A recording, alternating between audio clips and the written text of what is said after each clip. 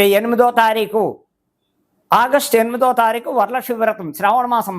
ఆ శ్రావణ మాసం మొత్తం ఆడవాళ్ళు ఎంతో విధి విధానాలతో చక్కగా శుక్రవారాలు మంగళవారాలు చక్కగా విధి విధానాలతో ఎంతో అందంగా ముత్తైదులను పిలుచుకోవడం. మంగళవారం అయితే శ్రావణ మంగళవారం నాడు చేసేది ఏమిటంటే సాయంకాలం వెళ్ళి ముత్తైదులను పిలుచుకుని శనగలు పళ్ళు తాంబూలం అలాగే అన్నీ పెట్టుకుని ముత్తైదులకు పసుపు రాసి కాళ్ళకు పసుపు రాసి గంధం పెట్టి బొట్టు పెట్టి వాయినాలు ఇచ్చుకుని ఆయన అయితే శ్రావణ మాసం అంతా శుక్రవారం వరలక్ష్మి వ్రతం నాడు చేయవలసిన పండగ ఏమిటయ్యా అంటే తెల్లవారుజామునే లేవడం, చక్కగా ఇల్లంతా శుభ్రం చేసుకోవడం, దేవుడి మందిరం శుభ్రం చేసుకోవడం.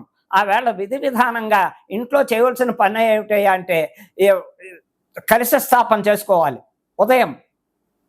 ఉదయం కలశ స్థాపన చేసుకుని చక్కగా ఒక పీట వేసి దేవుడి మందిరంలో పీట వేసి ఆ పీట మీద పద్మం వేసి ముగ్గుతో పద్మం వేసి వరిపిండి కానీ ముగ్గు కానీ పద్మం వేసి ఆ పద్మం మీద కలశం పెట్టుకుని ఆ కలశంలో ఇన్ని నీళ్లు పసుపు నీళ్లు వేసి ₹1 కాని వేసి దాని మీద మామిడి కొమ్మలు పెట్టి ఆ మామిడి కొమ్మల మీద కొబ్బరికాయ పెట్టి ఆ కొబ్బరికాయ మీద పైన కలశం ఎర్రని గుడ్డ చుట్టి చక్కగా కలశం మీద పెట్టి ఓ పువ్వు చామంతి పువ్వా గులాబీ పువ్వా పెట్టి విధి విధానాలతో చక్కగా ముత్తైదులను పిలుచుకుని వరలక్ష్మి వ్రతం విధి విధానం ఏ విధంగా చేయాలి అంటే ఆ అమ్మవారి నామాలు చదువుకోవడం. పసుపు గణపతి హరిద్రా గణపతిని ఫస్ట్ హరిద్రా గణపతి అంటే పసుపుతో చేసే గణపతిని హరిద్రా గణపతి అంటారు. ఆ గణపతిని తయారు చేసి ఆ బియ్యం మీద పెట్టి ఆ బియ్యం చక్కగా ఆ ఫస్ట్ వినాయకుడు సంకల్పం చెప్పుకోవడం, వినాయకుడు నామాలు చదువుకోవడం, తరువాత వరలక్ష్మి వ్రతం నామాలు చదువుకోవడం. ఆ నామాల యొక్క వరలక్ష్మి వ్రత కథ చక్కగా సాంప్రదాయ ప్రకారంగా షోడశోపచారాలతో సహా చేసుకుంటూ పూజ అయిన వెంటనే హారతలు నివేదనలు ఏమిటయ్యా అంటే అక్కడ బూర్లు, పులిహార, క్షీరాన్నం, రకరకాలు పిండి వంటలు ఏవైనా చేసుకోవడానికి ఆస్కారం ఉంది. ఎన్నో విధాలుగా వరలక్ష్మి వ్రతం సాంప్రదాయం ఏమిటయ్యా అంటే ఎన్నో విధి విధానాలకి రకరకాలుగా చేసేందుకు శ్రావణ మాసం అంతా పర్వదినం, ఎంతో పర్వదినం ఇది.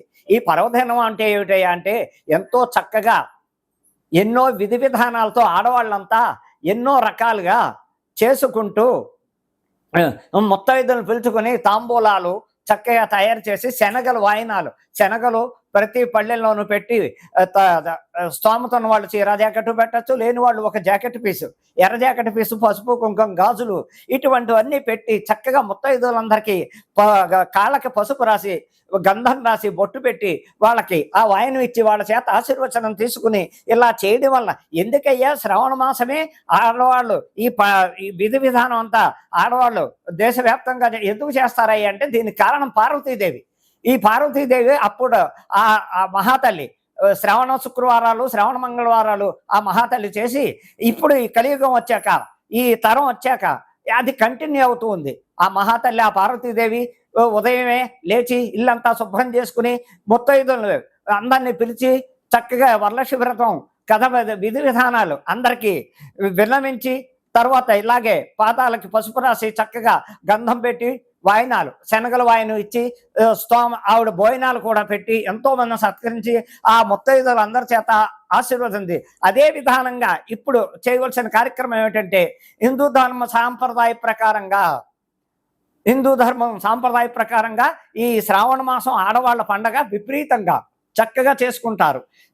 దీనివల్ల ముత్తైదువులుగా భర్తల కోసం, పిల్లల కోసం, ఇంట్లో ఆయురారోగ్యాల కోసం అనేక విధాలుగా ఆ అమ్మవారిని కొలుస్తూ ఆ లక్ష్మీదేవి ఆ వరలక్ష్మీదేవి వ్రతం నాడు ఇంటి క్షేమం కోసం, ఇంట్లో ఆరోగ్యాల కోసం, పిల్లలు చదువుల కోసం, అన్నిటి కోసం ఈ వ్రత విధానం పాటించడం వల్ల భర్తకి పిల్లలకి అనేక రకాలుగా బాగుంటుందని చెప్పడానికి ఆస్కారం ఉంది. ఈ శ్రావణ మాసం ఎంతో ఉత్తమైంది.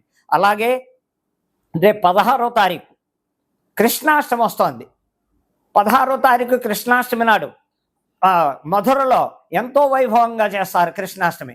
మధురలో చేసే కృష్ణాష్టమి లక్షల మంది ఎంతో మంది భక్తులు వచ్చి ఆ కృష్ణ పరమాత్మ వేడుకలు చూసి నాట్యాలు, కోలాటాలు రకరకాలుగా చేస్తూ ఆ పరమాత్మని సేవించుకుంటూ దర్శనాలు చేసుకుంటూ లక్షల మంది వస్తుంటారు. అలాగే ప్రతి చోట ప్రతి స్టేట్లోనూ ఈ కృష్ణాష్టమి విధి విధానం ఎలాగయ్యా అంటే రాత్రి వేళ చేసే పండగ ఇది, పగల చేసే పండగ కాదు. రాత్రి ప్రతి చోట చక్కగా ఉట్టిలు కట్టడానికి చక్కటికి పైన కర్రలు కట్టి ఆ కర్రకి ఉట్టిలు వేళ్లాడ తీసి చక్కగా పిచికారీలతో కానీ నీళ్ళ మగ్గుతో బకెట్లతో నీళ్లు పెట్టుకుని అక్కడ ఆ రాత్రి 7-8 నుంచి రాత్రి 10-11 దాకా చక్కగా ఈ మహోత్సవం ఎంతో బాగా చేస్తారు. ఈ కృష్ణాష్టమి అంటేనే పర్వదినం చాలా గొప్పదని చెప్పడానికి ఆస్కారం ఉంది. ఆ వేళ రాత్రి ఆ కృష్ణ పరమాత్మకు ఉట్టి కొట్టడం, ఆయనకి వెన్న అంటే మహా ఇష్టం. ఆ వెన్న ముద్దలు నైవేద్యం పెట్టి అందరూ చక్కగా అందులో చక్కెర వెన్న వేసి ఆ ప్రసాదం స్వీకరించడం వల్ల కూడా ఇస్కాన్ టెంపుల్లో ఇవి అన్ని బెంగళూరు అనగా హైదరాబాద్ అనగా ఎక్కడ చూసిన ఇస్కాన్ టెంపుల్లో కలకలాడుతూ ఈ పండుగ ఎంతో ఆనందంగా ఉత్సాహంగా చేస్తారు. దాన్ని విధి విధానాలతో భక్తులందరూ లక్షలాది మంది ఆ దేవాలయాలకు వెళ్ళడం, చక్కగా కోలాటాలు చూడడం, చక్కగా సంబరాలు చూడడం, అనేక విధాలుగా కృష్ణాష్టమి అంటేనే ఎంతో పవిత్రమైన పండగ అని చెప్పడానికి ఆయన మహానుభావుడు.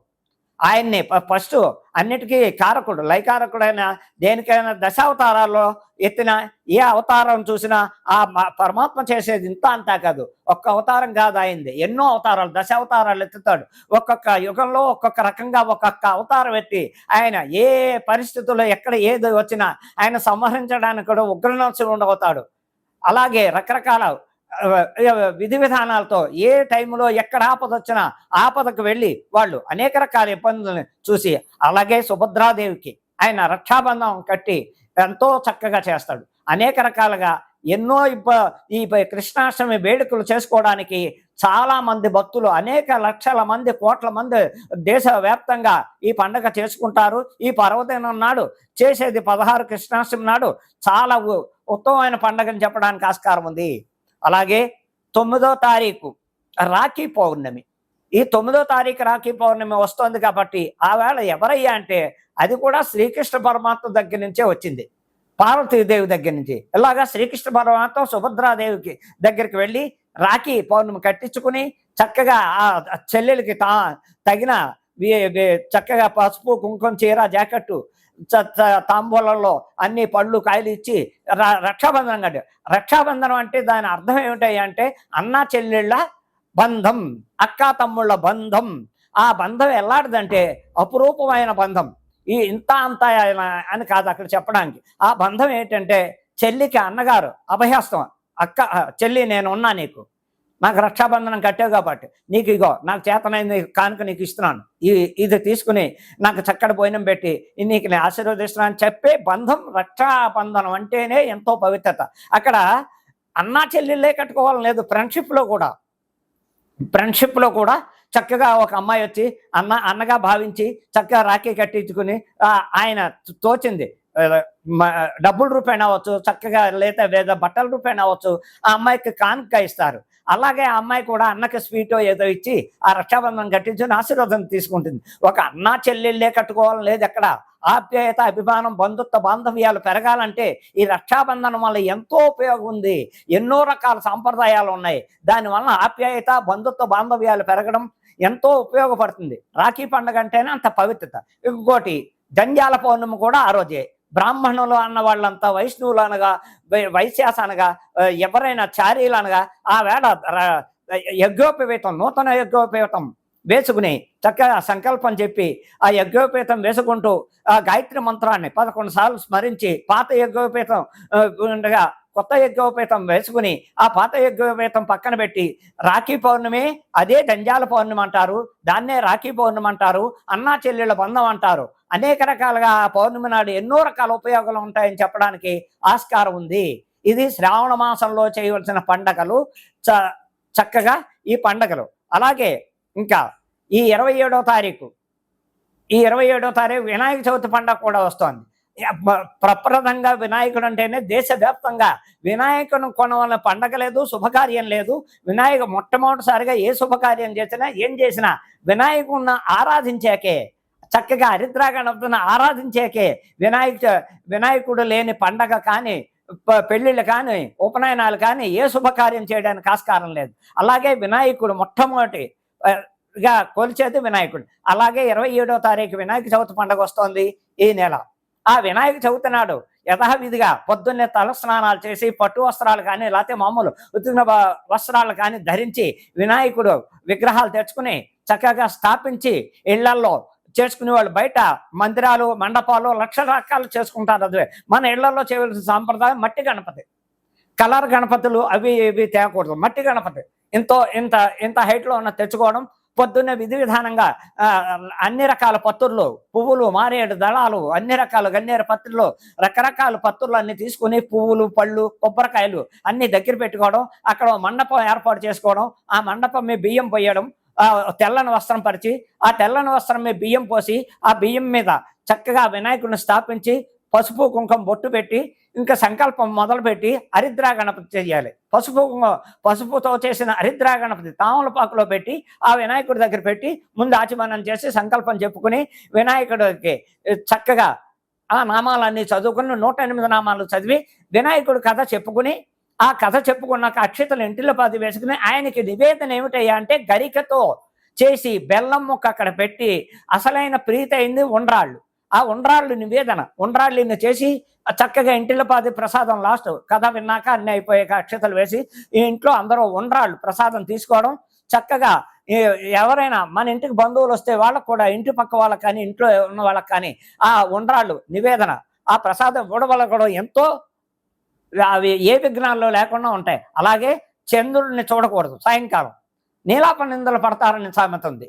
ఆ నీలాప నిందలు పడకూడదంటే మనం వినాయక చవితి నాడు ఆ కథ విని ఆ కథ అక్షతలు నెత్తిమి వేసుకోవడం వల్ల ఏదైనా పొరపాటు జరిగినా ఏ విఘ్నం లేకుండా ఆ ఇంటికి అన్ని శుభాలు చేస్తాడని వినాయక చవితి పర్వదినం అనేక రకాలుగా ఏ రకంగా అన్ని రకాలుగా ఆ నామాలు చేసుకుని ఆయన కొలవడానికి వినాయక చవితి పర్వదినం ఆడ మగ సామెత లేదు. అందరూ చక్కగా తెల్లవారుజామున లేవడం, శుభ్రతగా తయారవడం, శుభ్రమైన బట్టలు కట్టుకోవడం, పిండి వంటలు నచ్చిన పిండి వంటలు చేసుకోవడం. ఫస్ట్ ఉండ్రాళ్ళు, గరిక, బెల్లం ఆయనకి ఇంపార్టెంట్.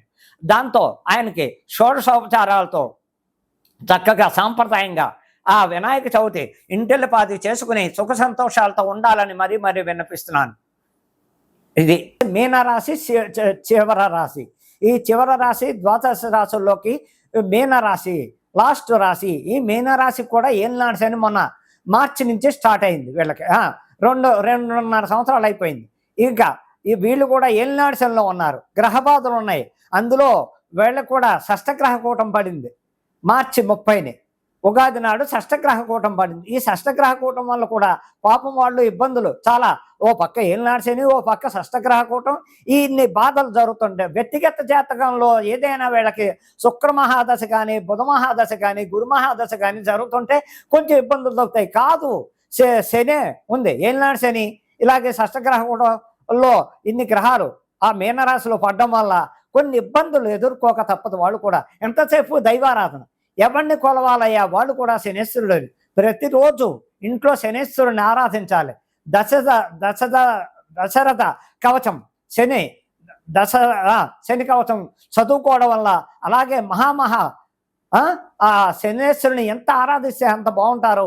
అలాగే వీళ్ళు ఆంజనేయ స్వామిని, వెంకటేశ్వర స్వామిని బాగా ఆరాధించి చక్కటి ఫలితాలు ఏమిటంటే వీళ్ళు కూడా నువ్వులు దానం ఇవ్వడం, గొడుగు చెప్పులు దానం ఇవ్వడం, అలాగే ఓపుకున్న వాళ్ళు, డబ్బున్న వాళ్ళు పేదలకి అన్నదానం చేయడం, గుళ్ళకి వెళ్ళి అన్నదానం చేయడం వల్ల కానీ, పేద పిల్లలకి పుస్తకాలు, పెన్నులు పంచిపెట్టడం వల్ల కానీ, లేని వాళ్ళ ఫీజులు కట్టడం వల్ల కానీ, అలా చేయడం వల్ల ఈ దానాలు ధర్మం వల్ల మీనరాశి వాళ్ళకు కూడా అతి జాగ్రత్తలు పాటించాలి. వెహికల్ యాక్సిడెంట్లు జరిగే ఉన్నాయి వీళ్ళు కుంభరాశి వాళ్ళకి. అండ్ మీనరాశికి, మేషరాశికి వీళ్ళు యాక్సిడెంట్లు ఉంటాయి, జాగ్రత్తలు పాటించాలి అని మీనరాశి వాళ్ళు కూడా అతి జాగ్రత్తలు పాటించండి. చివరి రాశిగా చెప్తున్నాను, అందరూ అర్థం చేసుకోండి. ఈ రాశులకు బాగుంటుంది, ఈ రాశులు బాగోలేదని 6 రాశులకు ఓ రకంగా, 6 రాశులకు ఓ రకంగా ఉంటుంది. కాబట్టి కొంతమంది జాగ్రత్తలు పాటిస్తూ చెప్పిన విధి విధానం. మీనరాశి వాడు కూడా గురువు అధిపతి వాళ్ళకి, అలాగే బుధుడు అధిపతి. గురువు అధిపతి అయినప్పుడు వాళ్ళు ఏం చేయాలంటే ఈ మధ్య చూపుడు వేలు పుష్టిరాగం, కనక పుష్టిరాగం పెట్టుకుంటే కొంచెం చిటికిన వేలు పచ్చ పెట్టుకోవడం వల్ల ఆరోగ్యం బాగుంటుంది.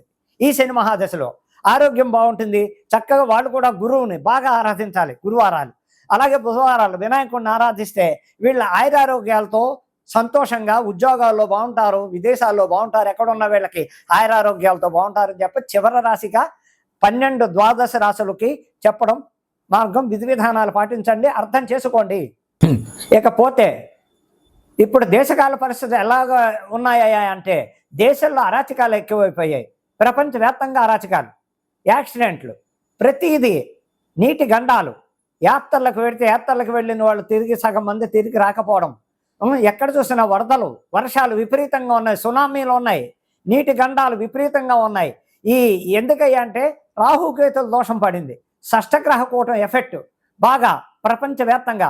అలాగే ఆడవాళ్ళకి గండాలు ఎక్కువ ఉన్నాయి, ఆడవాళ్ళకి కిడ్నాపింగ్లు, రేప్ కేసులు, వివాహాలు అవుతే వివాహాలు అయిన వాళ్ళకి ప్రేమ వివాహాలు ఫెయిల్యూర్ అవ్వడం, 3 నాళ్ళు ముచ్చటే ఆడవాళ్ళకి ఎక్కువ ఉంది. ఈ సంవత్సరం అంతా ఆడవాళ్ళు అతి జాగ్రత్తలు తీసుకోవాలి. కేసులు ప్రతి చోట ఆడవాళ్ళు జైలుకి పెడతారు.